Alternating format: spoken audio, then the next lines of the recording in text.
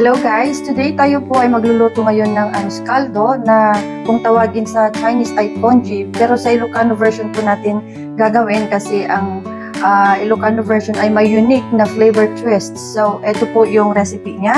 So, meron po ako nito na 1/2 cup glutinous rice at meron din akong chicken. So, wala po akong chicken broth cubes pero meron ako nito. Chicken powder. And then, ito, garlic. At meron pa akong ginger. So, ang gagamitin ko instead na oil, gagamit po ako ng butter. So, meron pa akong onion.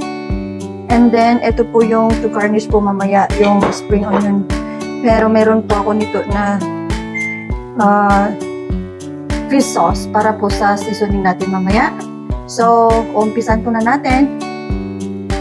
Okay, so ang gagawin natin ay ilagay natin itong butter.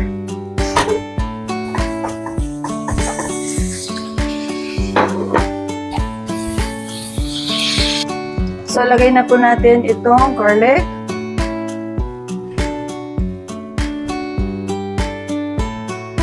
So, isunod po natin itong ginger para mas masarap ang lasa. Ganyan po siya.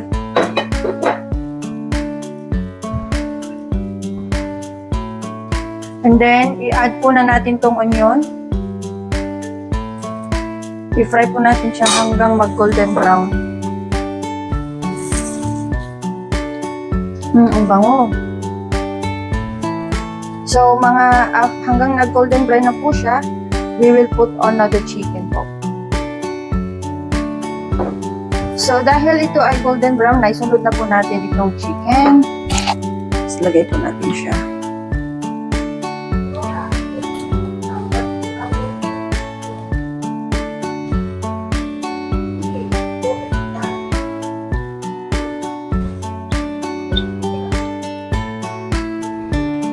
Yan po siya. So, let it simmer for at least 5 minutes. And afterwards, ilalagay na po natin itong glutinous rice.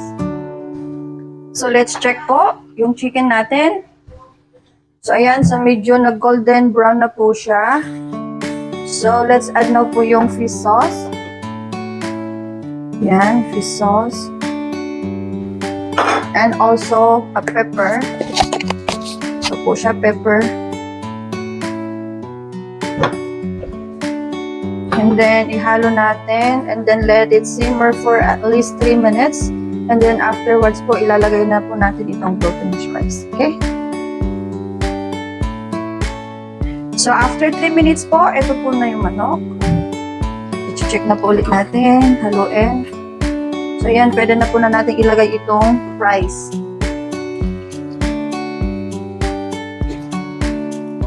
Yan. So, nalagay na po natin. Haluin. Parang mali itong lagayan ko itong pinaglutuhan ko. So, ayan po. And then, i-add po natin itong chicken broth. Ayan. Okay, ayan po. And then, lutuin po natin ito hanggang 30 to 40 minutes. Hanggang lumambot po yung glutinous rice. Okay po.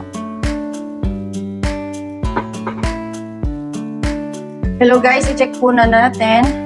So, nga pala, pinalitan ko nga pala itong pinaglagyan ko kasi kanina sobrang sikip, sobrang dami pala hindi kaya yung una kong pinaglutuan. So, ngayon, dadagdagan po natin ng salt to taste. Yan po siya. So, ito na po yung arroz caldo. Yan.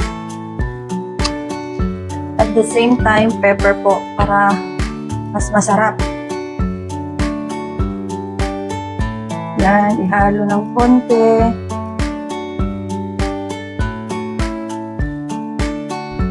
And then, takpan po ulit natin. So, mga 3 minutes. In 3 minutes, okay na po to.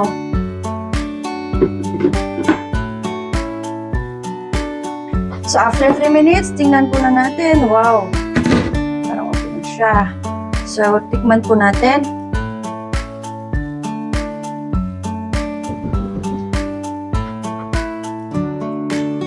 Ang sarap. Sige na guys, kain na po tayo. So, ito na po yung porridge natin na niluto ko kanina. Yan po.